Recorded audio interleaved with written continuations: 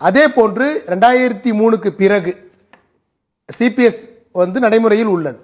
சிபிஎஸ்னா கொஞ்சம் சொல்லுங்க sir. Contributory pension scheme. Contribution அதாவது ஸ்கீம். அரசு ஊழியர் பங்கேற்பு.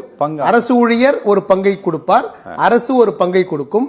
இரண்டும் சேர்ந்து ஓய்வு பெற்ற பிறகு ஒரு அமௌண்ட்டாக வந்து அந்த ஓய்வு பெற்ற இன்னைக்கு வந்து 40,000 பேர் சிபிஎஸ்ல ஓய்வு பெற்றிருக்கிறாங்க. அவங்களுக்கு வந்து நீங்க 20 லட்ச ரூபாய் 30 லட்ச ரூபாய் கையில கொடுத்து அவங்களுடைய சேமிப்பையும் அரசனுடைய பங்களிப்பையும் சேர்த்து கொடுத்து வீட்டுக்கு அனுப்பி விடுவார்கள். அவ்வளவுதான். சரி. நீங்க வந்து 60 வயதுக்கு பிறகு அரசாங்கத்திற்கும் உங்களுக்கும் எந்த விதமான தொடர்பும் இல்லை என்பதை தான் சிபிஎஸ் காண்பிக்கிறது. சரி. இதுதான் சிபிஎஸ் என்பது. யூபிஎஸ் என்பது யூனிஃபைடு பென்ஷன் ஸ்கீம். மத்திய அரசாங்கத்தினுடைய இப்ப சமீபத்தில் அவர்களுடைய மத்திய அரசாங்கத்தினுடைய கெசட்டிலே போட்டிருக்கிறார்கள். அது என்ன சொல்லுகிறது? ஒருங்கிணைந்த ஓய்வூதிய திட்டம். அப்படின்னா என்ன? நீங்க சிபிஎஸ்ல வந்து நீங்க 10 ரூபாய் கொடுப்பீங்க, அரசு 10 ரூபாய் கொடுக்கும், சேர்த்தா 20 ரூபாய். அந்த 20 ரூபாயை வந்து மத்திய அரசாங்கத்துக்கே கொடுத்துடணும்.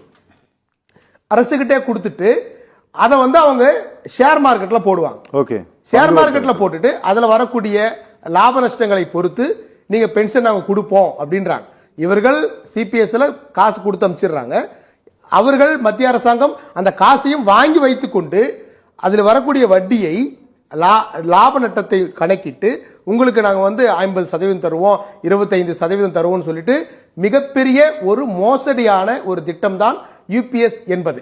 மத்திய அரசாங்க ஊழியர்களுக்கு இன்றைக்கு 1/4 முதல் இன்னைக்கு வந்து அமல்படுத்துவதற்கு தயாராக இருக்கிறது மத்திய அரசாங்கம்.